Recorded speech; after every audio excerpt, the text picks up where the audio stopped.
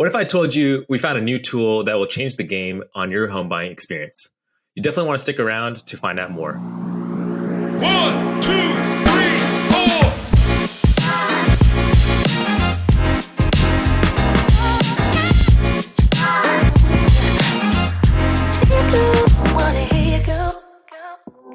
Welcome to another episode of the Dapper Dollars podcast, where we answer your finance questions, but a bit with style. I'm Anirban, and we also have George as your host for the show. So, George, what will our listeners learn from this episode? Well, in the aftermath of the 2008 financial crisis, mortgage lenders tightened their lending standards to mitigate risk. While these measures brought stability to the housing market, they also made it difficult for some potential home buyers to qualify for mortgages. Closing that home ownership gap requires revolutionizing these systemic barriers and providing equal opportunities for all individuals, regardless of their background. You would want to stay tuned to this episode. But before we introduce our guest for today, we want to encourage you to like this video, subscribe to this channel. That would help the algorithm boost our channel to other viewers just like yourself.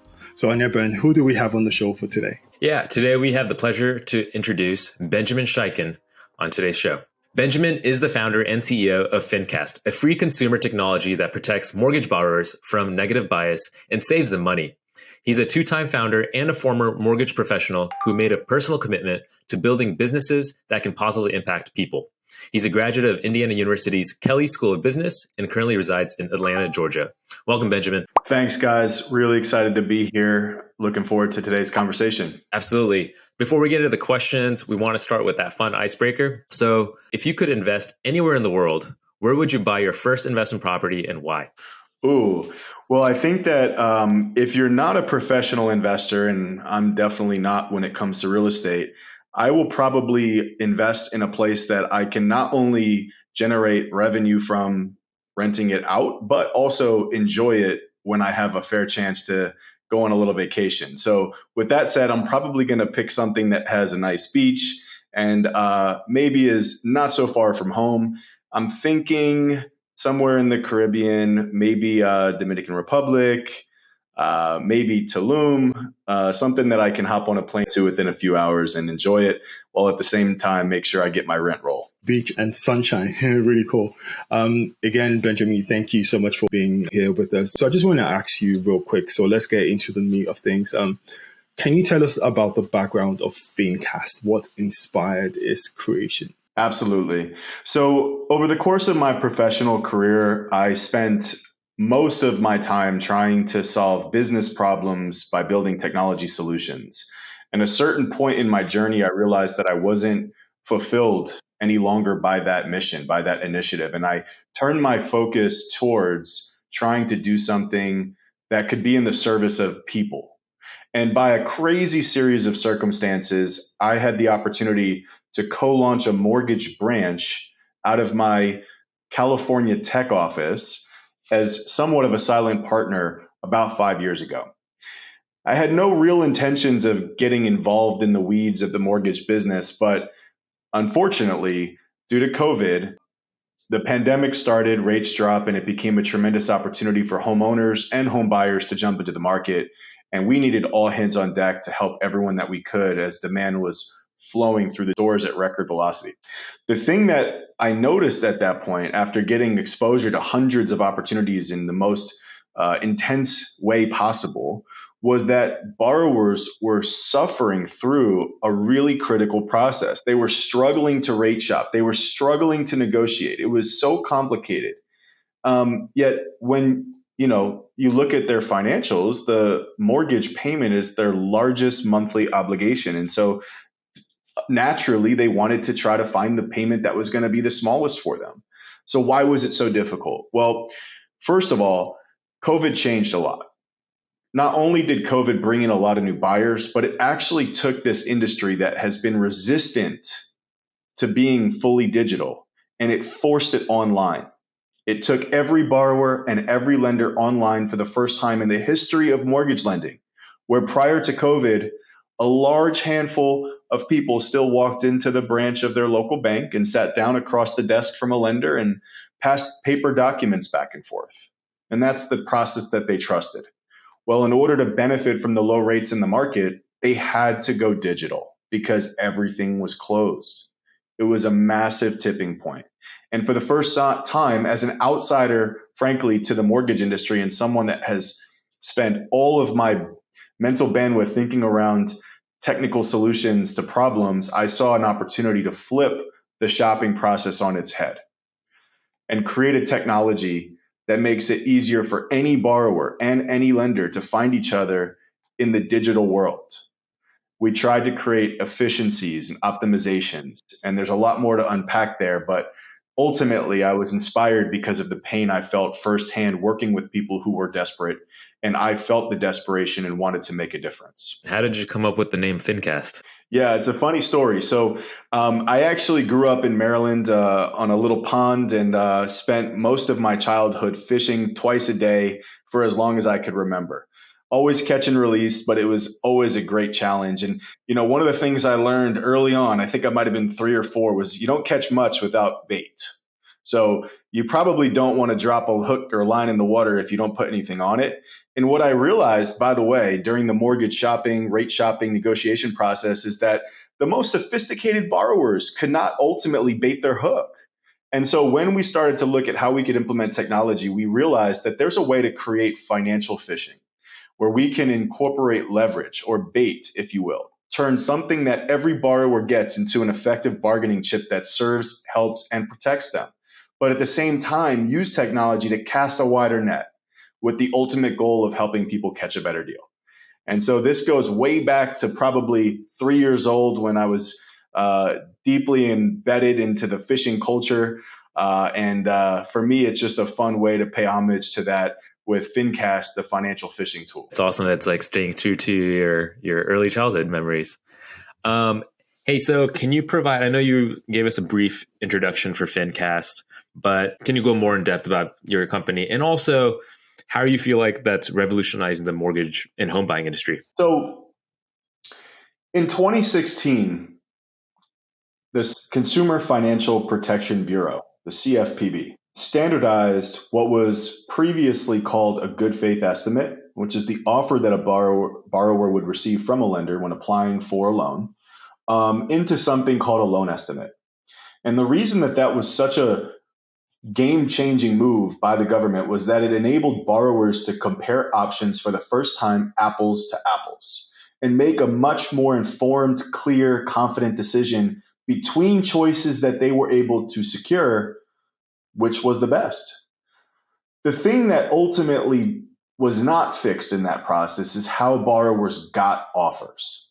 So we took marketplace technology that we created and concepts that are not, frankly, new, but we incorporated new things like the loan estimate, new things like reverse blind bidding, and we put them into a simple experience that enables any borrower to not only check if an offer they've been given is in fact the best deal that they can get, but turn it into actionable, aggressive, if you will, or productive, more importantly, bargaining chip on their behalf at scale. Now, some people listening and those in the mortgage space may say, well, why is this good for lenders? The reason that it's really important for lenders is that the loan estimate is the thing that demonstrates qualification, intent, and transparency, all of which has been largely missing during the origination process for lenders. And so the way that lenders reach borrowers today is they spray and pray, they cold call, they buy leads. It's not only very expensive and frankly a pain in the butt as a professional to do that. Some people call it dial for dollars, but it's not a good consumer experience. And so what we're doing is we're bringing the transparency and the opportunity to convert someone into a loan, not because you're the best at reaching them or because they're tired of being bombarded with texts, emails, or phone calls, but because you actually have something that they need. And more importantly, because of how digital marketing has exploded in consumer direct lending, only a handful of lenders have the resources and infrastructure to reach borrowers and present offers. So we have this massive long tail of lenders. In fact, more than 95% of lenders, banks, brokers, and direct lenders that can make an offer to you, and in fact, a better offer to you that would save you tens of thousands of dollars, can't afford to show it to you, so you never see it. So we realized that by using the loan estimate as a proxy to find fit across lenders, we can unlock the savings that exist that previously were inaccessible and make sure that any borrower has equal access to the most affordable choices that they can consider and ultimately secure. I know. So, hearing transparency and digital marketing in the same space, do you care to share, with our listeners what the key functionalities of Fincast digital shopping technology looks like? What experience do they get? So before I tell you what Fincast does for people, let me tell you what we're changing or what they currently experience. So for sophisticated borrowers that ultimately are going to save money because they have the time, the resources, the knowledge, the access, the ability to secure multiple offers and leverage them against each other to negotiate better terms between lenders and create a micro competition, they're doing it at very small scale. And while that is the most effective way, most people rely on rate shopping, where they may call a few lenders and ask for the best rate. Well, first of all, you got to know who to call. Second of all, you got to get someone on the phone. Third of all, often what you're going to hear is not really what you're going to get because you haven't demonstrated to that lender with a loan estimate that you are in fact qualified, serious, and there's transparency. The other option that borrowers have today is comparison shopping.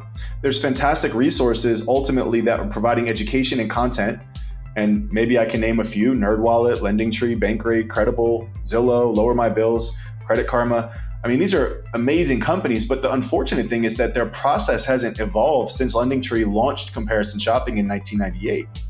They still collect borrower data, they still show advertised rates, and they still sell borrower data to lenders who then contact them. And that works when you're starting your process. But how do you turn that experience into a superpower? Well, you need to drop that loan estimate into a process that at scale distributes it more than a human can directly to lenders that want to beat an existing offer. Other people may mention the broker model. Brokers are fantastic. They're some of our best clients. The challenge with the broker model is that they have limited access to the inventory they can offer you. And so when you work with a broker, you're not getting the full picture. And that's not their fault. That's just the nature of the business. And so in order to be a sophisticated, successful shopper and make sure that your homeownership is sustained well over time, you're maximizing your equity, you're minimizing your down payment, you're not wasting your money paying more in interest than you should, you need to make sure that at the biggest breadth possible, you use leverage to negotiate terms that will come to you instead of you going to get them. LendingTree has a really interesting statistic around the importance of this. In the top 50 US metros, borrowers will either save or waste $63,000 per mortgage based on whether or not they go through this process. We, in our early testing, were able to save an incremental $23,000 for borrowers for every $340,000 of loan amount just by making 2 clicks. And more importantly, all while protecting them from the phone calls, the texts, the emails, the spam, the bias, and the discrimination that unfortunately too many Americans and new Americans, immigrants, experience when they're seeking financing for home purchases. Brilliant. I really do appreciate that. And just thank you for walking us through like just the models and also the evolution of the, industry over the last 25 30 years. And so I guess this kind of flows into my next question. So can you sort of speak to how Fincast uses that technology, like you said, just 2 clicks? Like how do they simplify and streamline that home and buying process? I mean, someone understands, okay, yes, I go through, but what is the effectiveness per se?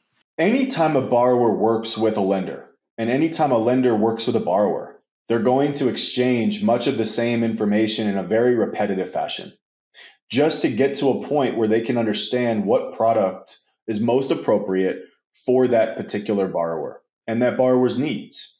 And then the product for that specific lender will have a price associated with it. The challenge is that going through that process just to get to the product, which then has a lender-specific price associated with it, is an expensive, mundane, invasive, time-consuming, painful process. Frankly, it's kind of like doing your taxes, but before TurboTax existed.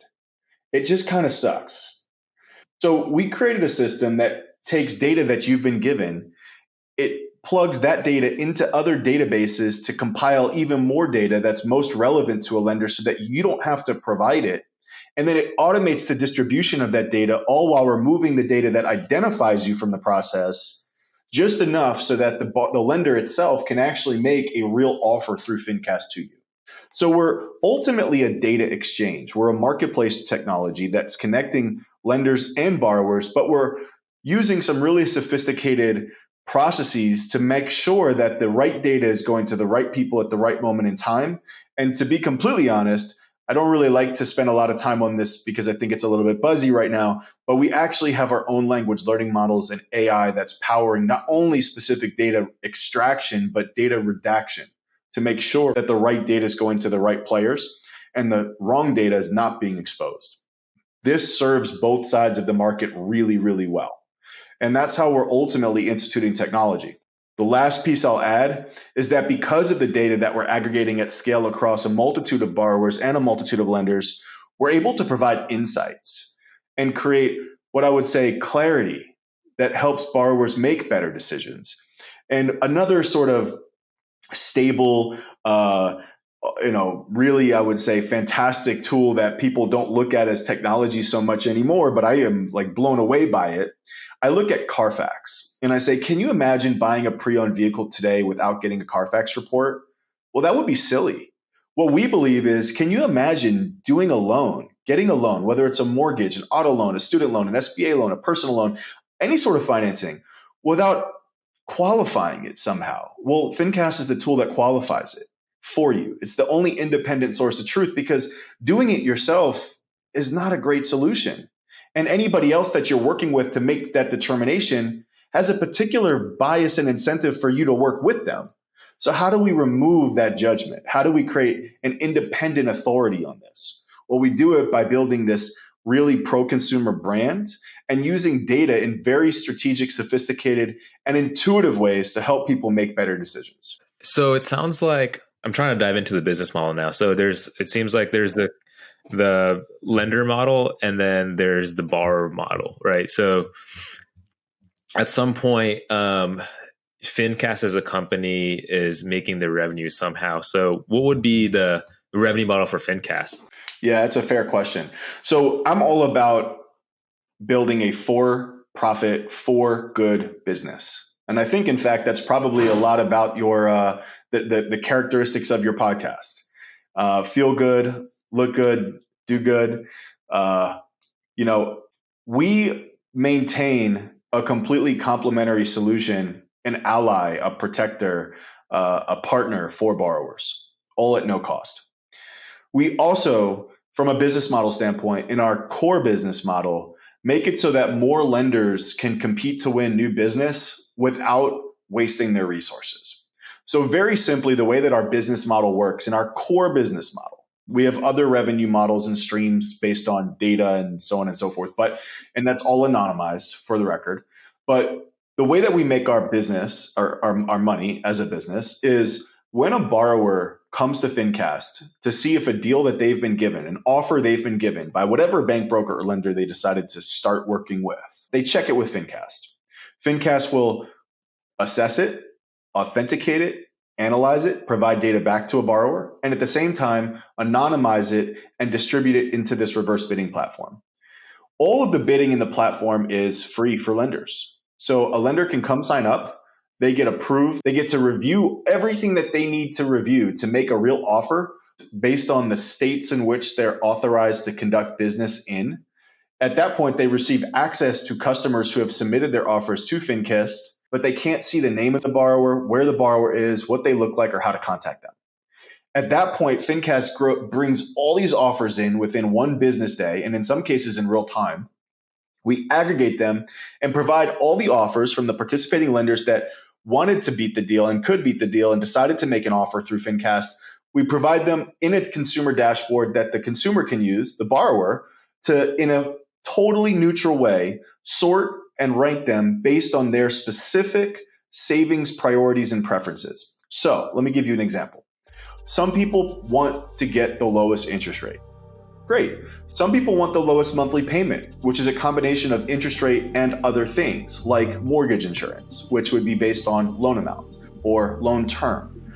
Some people want to pay the least amount of discount points specifically, which you can buy a discount point, essentially paying interest in advance in order to reduce your interest rate for the life of your loan. Other people want to do a buy down program or not do a buy down program. Other people want to reduce total costs out of pocket right now.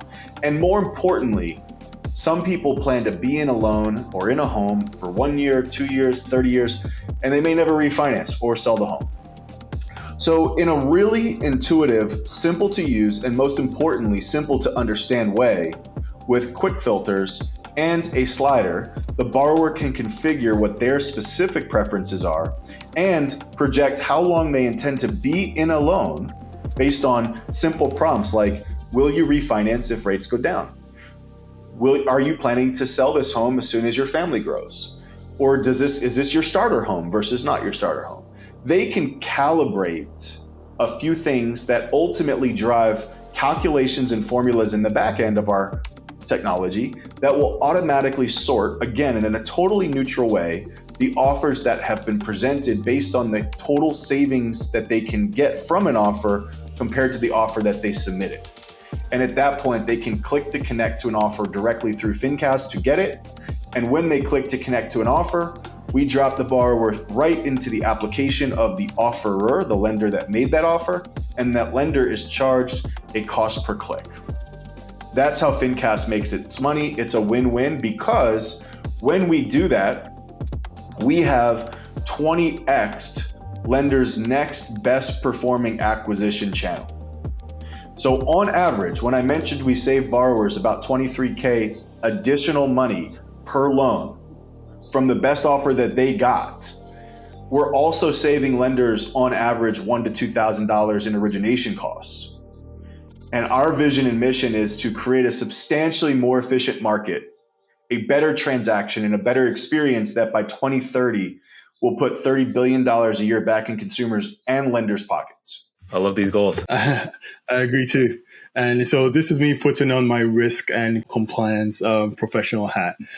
So I know Fincast is a very data-driven company. So what steps does Fincast take to ensure like the security and privacy of the user data? How do you safeguard this data in an online marketplace? Yeah, it's a fantastic and very worthwhile question. Let me start by saying that the technical answer to that question is most definitely above my pay grade, which is why I've brought in some of the best people I know and could think of that understand application security, privacy, and data, and they're part of our core team. So in order to answer the technical side of that question, I would defer to them, probably in another conversation. But most importantly, from a business decision standpoint, number one, we're not in the business of exposing data. We are empowering consumers to reveal their data to the specific bidder that they choose when and only if they choose. Similarly, and this is important, we're actually removing bias towards lenders. We have found not only in our actual experiences, but our studies that certain professionals have been biased against because of what they look like, what their name sounds like, so on and so forth. And at the end of the day, this is a critical transaction that not only helps borrowers, but this puts food on the table for loan officers and brokers and lenders. This is a business and this is a service. And we don't believe that the exposure of certain personally identifiable information that ultimately can lead to unnecessary and unfortunate judgments has any part of this process until there's a commitment which we can then track the fallout for. We view Fincast from a lender network standpoint and a borrower standpoint as a tool that helps. And in order to use a tool that helps, you also got to use it well. So we police the system incredibly carefully to make sure that there are no bad actors. We do this from both qualitative and quantitative analysis But most importantly, what I'll say from a compliance standpoint is in our business, the mortgage industry, the financing world, the lending world, it's a regulated space. Because of what we do, which is protect borrowers from overpaying, of course, from wasting time, of course, but from spam, bias, and discrimination, we're doing what regulators have been trying to do. At the same time, because of our business model and the timing at which a lender and a borrower can connect in the borrower's journey through Fincast, we actually are creating fair competition for more lenders. That's also what the regulators have been trying to do. So long story short, we are pushing forward the initiatives of regulators with technology that have historically only been presented in regulation.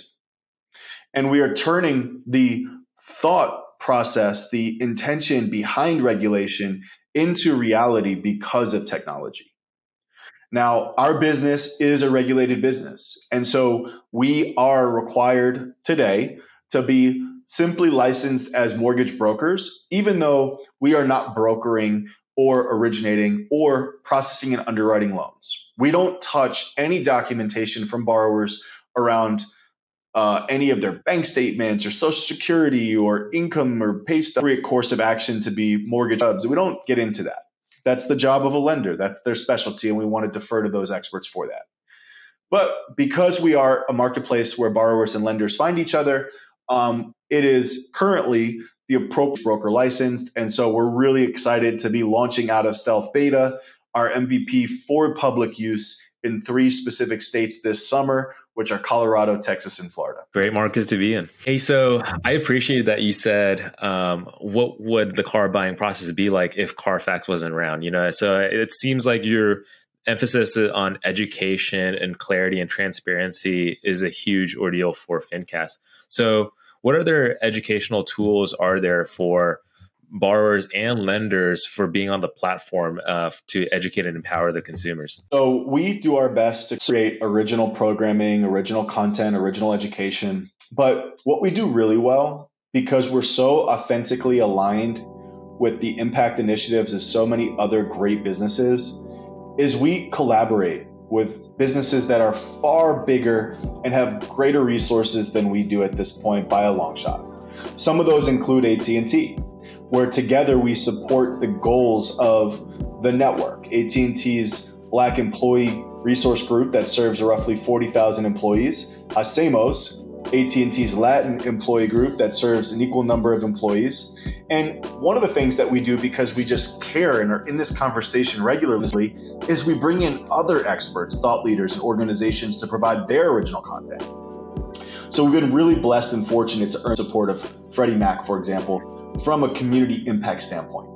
And so we work with Freddie Mac's professional housing and financial educators to create public and private experiences for individuals, prospective and active homeowners, to learn how to best become a homeowner, how to maintain homeowner sustainability, and ultimately how to reduce the wealth gap across a variety and multitude of financial choices any person may or may not make during the course of their lifetime.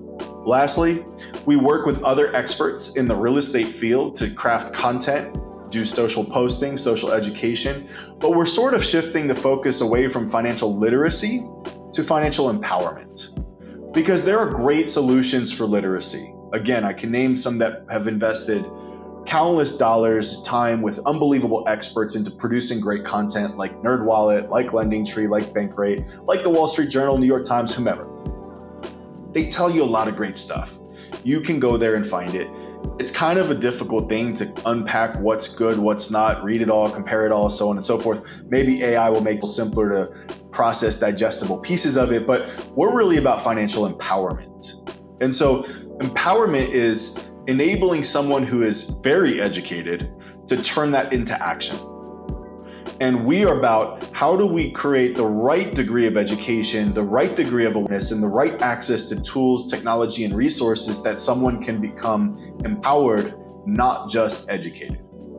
And so that's where we spend a lot of time building partnerships, relationships, and ultimately we hope to produce some additional original content to support that. I like that. And, it's just been really insightful, this conversation with you, Benjamin. Again, this feature has been about understanding Fincast. And, at the beginning, we got to have a good glimpse of who you are, like, how fishing was part of, your childhood and how you love the beach and sunshine. So I'm pretty sure our listeners want to know. So what do you like to do for fun? Like, what's your thing?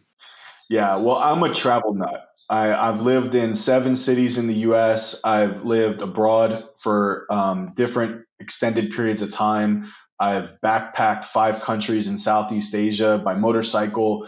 I love seeing where people are, how they live, and finding happiness in simple things. That's what brings me total joy, combined with meeting up with friends around the world and family to experience different foods from different cultures. In addition to that, I grew up a huge basketball fan. I played basketball competitively until I no longer could as I got old and injured. But I'm also a huge Ravens fan. I'm from Baltimore. I'm a big Flock Nation guy, big football fan in terms of the Ravens. Really excited for the upcoming season. And so I enjoy local sports and getting outside. Awesome. Great to hear.